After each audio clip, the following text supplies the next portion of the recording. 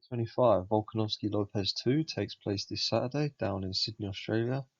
In this video, I'm going to go through the entire card, give my thoughts, picks, predictions. If you want to skip ahead to the end to see the main fights, then go ahead. But let's get into it. Now, starting off the card, for some reason the UFC think they're funny. This shit. What is this shit? Road to the UFC fights. I don't know a single thing about any of these fighters. Call me a casual all you want. I don't care. I only know Aaron Tao, and that's because he's got some weird face tat. And I think he trains with Dan Hooker, or he trains with Volk, one of the two. Nevertheless, we will not be watching. I don't have a clue who any of these are, so I can't make any predictions there. All I know is Aaron Tao has a bit of hype. He's from a good gym in Australia. Yeah, so we'll get on to the actual fights that people know about, the proper UFC fights. First real UFC fight of the night, we've got Khan Ofli versus Yeezer in the featherweight division. I don't know too much about Yeezer. I do know Khan Ofli though. Well-rounded, solid featherweight fighter. UFC proven. Was he known as the B-Tech Volk in the featherweight division from Australia? Coming off a good win against Ricardo Ramos. I think it was on the Perth fight night in September. Riding a bit of decent momentum. Home crowd advantage again for Khan Ofli. Obviously lost recently to two good guys, Mohamed Naimov and Myron Santos. They're not bad losses. Two good guys, but I think he'll have enough here to win a decision against Yeezer. Obviously, Yeezer had a rough start to UFC, coming off two losses, but recently getting a KO win over Weston Wilson. That is not a good win, really. That's for those of you who don't know, Weston Wilson's that guy John Silver debuted against and absolutely destroyed. So both of these are lower level UFC fighters, but I think Khan Ofli will have enough to edge a decision victory. Fight of the night, we've got Mikalev taking on Orban Elliott, the Welsh gangster, in the welterweight division. Obviously, this is a rebooked fight. It was meant to happen before. I think it was on that Perth fight night. I'm not too sure. Don't hold me on that. Obviously, Orban Elliott pulled out. They've rebooked it now, 325. So both guys will be fit and ready for this. Should be a good fight. Obviously, Orban Elliott had a decent amount of hype. He had Charles Sonnen, Masvidal glazing him. Then UFC, I think it was UFC Baku. Yeah, UFC Baku or an Abu Dhabi card. He went out there against that Asian guy, Song Hyun Ko, or something like that. Absolutely dominated in the wrestling by a striker himself, Song Hyun Kyo. So that was a pretty embarrassing loss from Orban Elliott. Obviously, had a good amount of hype, but I think this is a good fight for him. Mikalev, solid fighter. Doesn't really possess an insane grappling threat. So it should be a pretty comfortable stand-up fight. Obviously, Mikalev beating Kevin Jusset.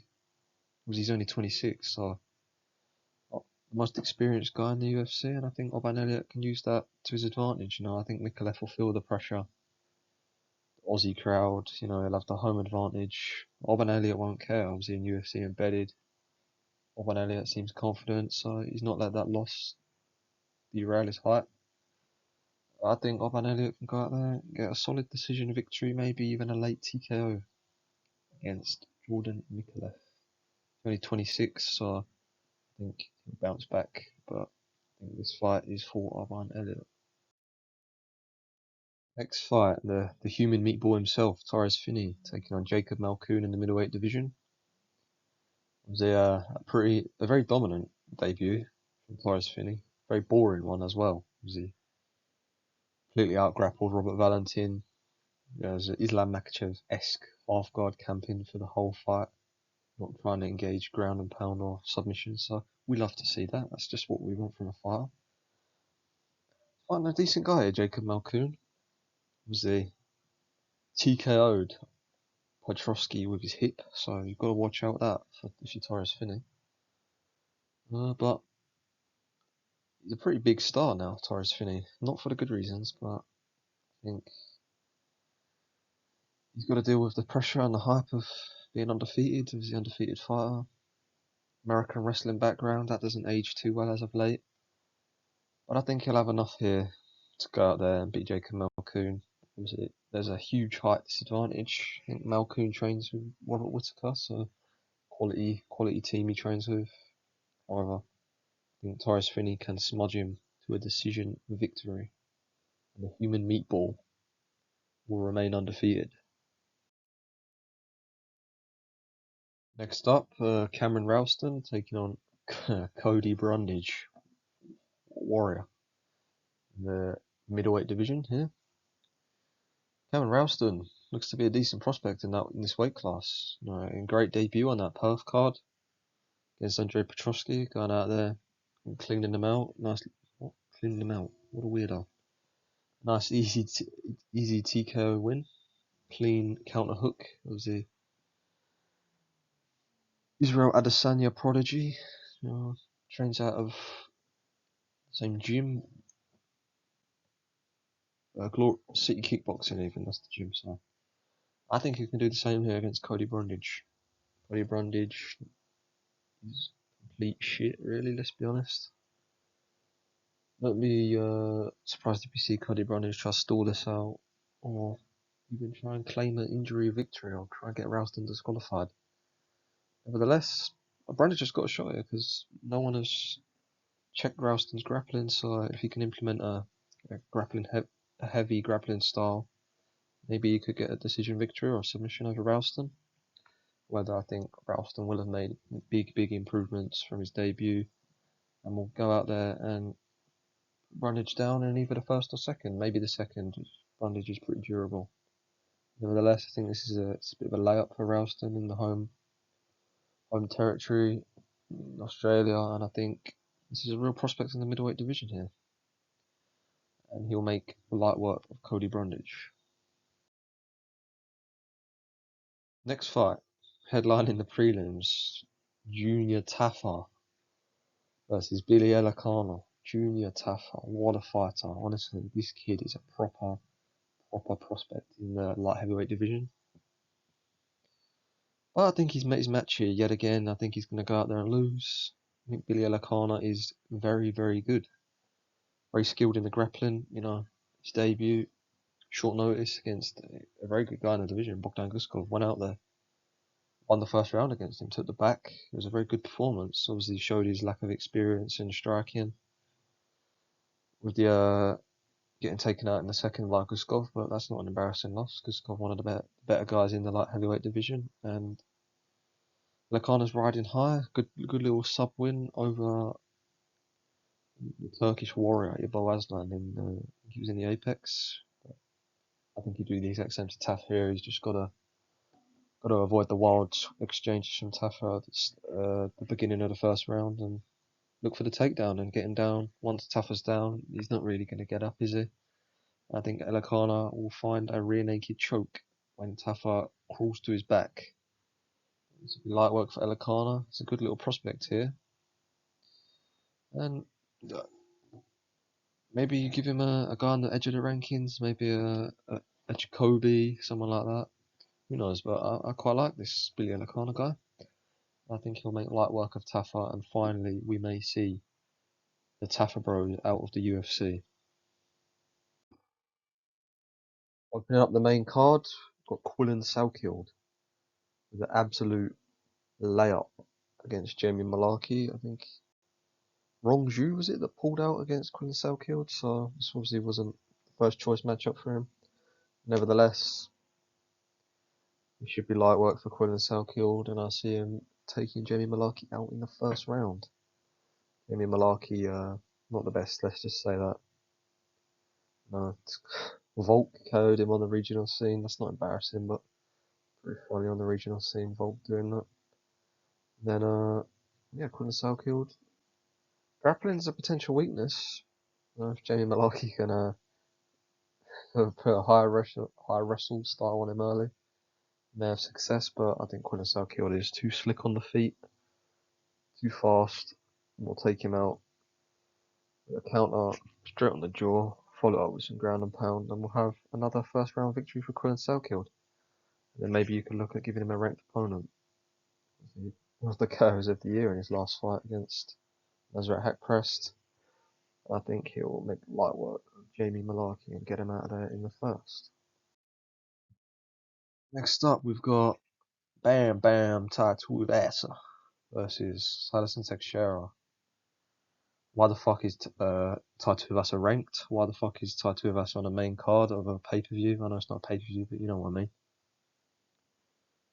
Alison Teixeira lost to Derek Lewis by KO in 2025. Derek Lewis is beyond washed. However, I do believe that was a fluke. And if they rematched, Alison Teixeira would win. Tai Tuivasa, I don't care if he's been eating his blueberries and eggs, as they said on that UFC Australia show, whatever it is. Alison Teixeira is going to sleep him. Too fast, too rangy. Tai Tuivasa's not that guy anymore. And I still think Tai Tuivasa's worth keeping in the UFC. I just believe he's a low-level heavyweight and shouldn't be in the rankings. And if he proves me wrong, he proves me wrong. He's a funny guy, you know. Shoot me.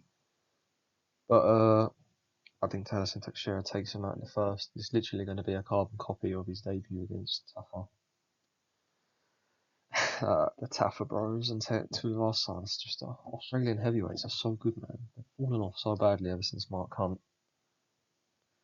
retired, and I think this is the last you see of Tai Tuivasa, maybe ever in the UFC if he gets humiliated. But if he wins, he wins. He's never touching the belt, so it means nothing if he wins. But his only chance of winning is just a big hook in the pocket, like Derek Lewis did.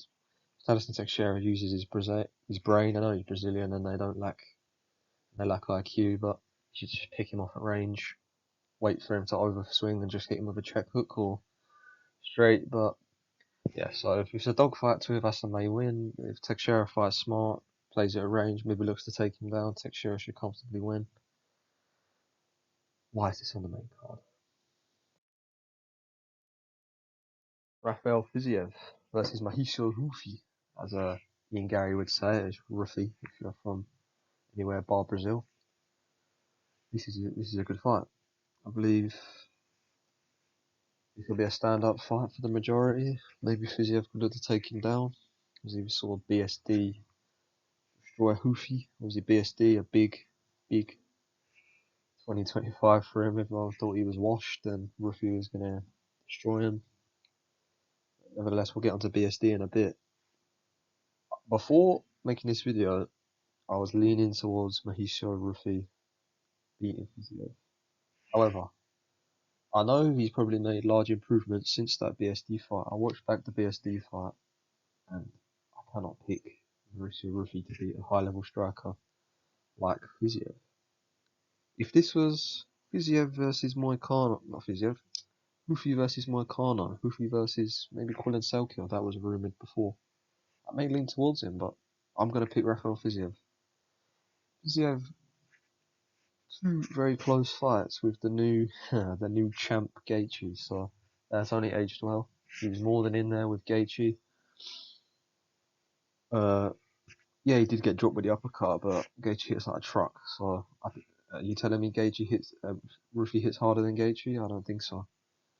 Obviously, Rufi has both of these fighters very big Muay Thai kickboxing style, so should be a good fight on the feet. Not be surprised you see, just like Fiziev's last fight against Bahamondes, just spamming the lean back when Rufi throws a retarded spinning kick that's never going to land unless you're Bobby Green. I think Fiziev goes out there, shuts him down on the feet, wins a pretty dominant 30-27 decision win, just like fight against Bahamondes. Maybe Rufi could cause him problems in the first, come out there fast. But if that does happen, I can see Fiziev looking for a takedown maybe. We saw him get decent control over Gaethje in that first round with a reverse triangle, so I think this would be a good fight. This could be fight of the night. I think it will be fight of the night, and be a good stand-up fight. I hope.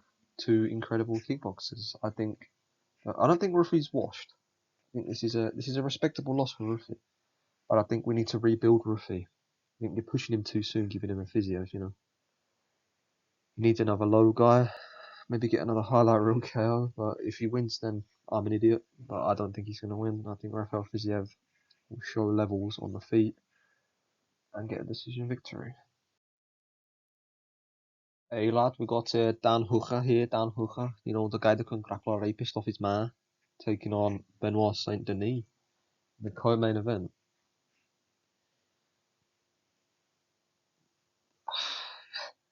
I can't see nothing but a BSD win. Like, I think even if it is a dogfight, which Hooker will want, BSD, I'd argue, is more powerful and can take him down. Hooker, obviously, gone viral with the Paddy Pimblett shit. He's trashing Pimblett as if Gaethje wouldn't absolutely fucking cold him. Maybe he wouldn't cold him, it'd be the exact fucking same, because Hooker is shit.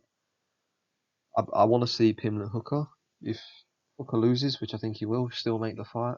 If Hooker wins, it'll be even bigger. But I think the God of War, BSD, will go out there and put him out either by KO or sub. I think it all depends on his fight style. If he goes out there grappling heavy, get the first round sub. I think if he goes out there just looking to stand, he may put him away in the second, overwhelm Dan Hooker. I think Dan Hooker's the most overrated fighter in the UFC top 10 rankings. The guy's washed. The guy's a bum, robs Gamrot, and I'm not just saying that because I'm English. However, he is in the wrong in that whole Paddy Pimblett scenario. Paddy Pimblett never insulted his mum. It's a hypothetical saying. It's a very UK saying, which people like Dan Hooker and Americans won't understand. He wasn't insulting Dan Hooker's mum. It's a hypothetical statement about how shit his grappling is. And then Dan Hooker replied with taking the piss out of his friend that killed himself. It's just too far. Pimblett never said, "Oh, Dan Hooker's mom's gonna get raped, lad." He said Dan Hooker's grappling shit. He couldn't grapple or rape stuff his man.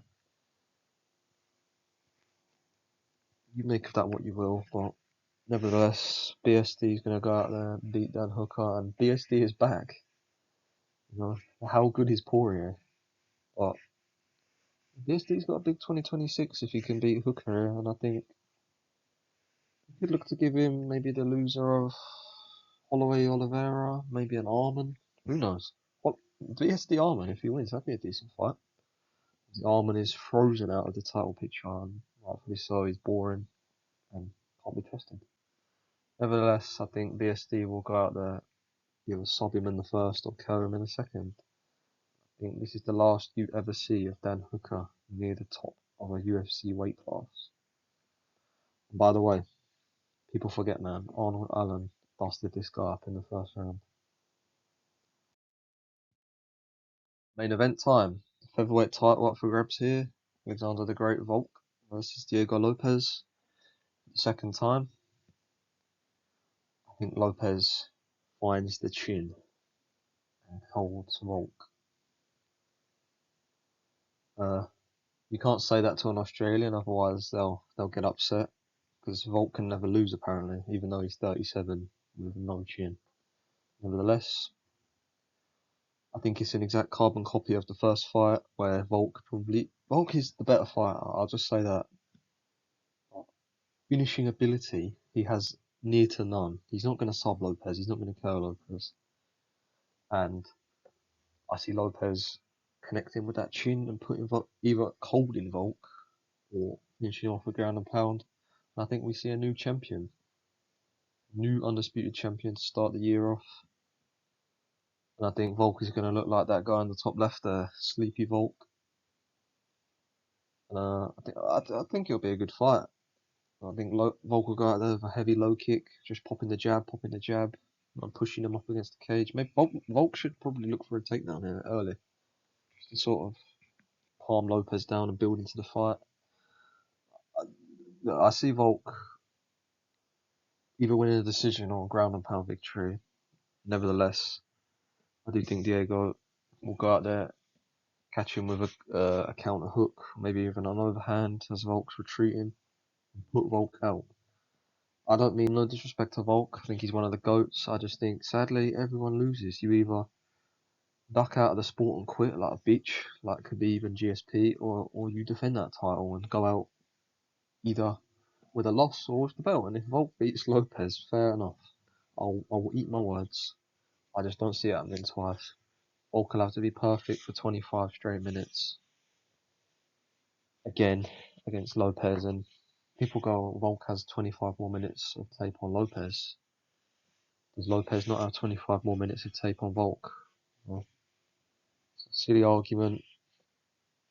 I do think Lopez gets it done, and it's a sad ending for Volk. And if he does get colded, I do believe Volk should retire because he's not gonna.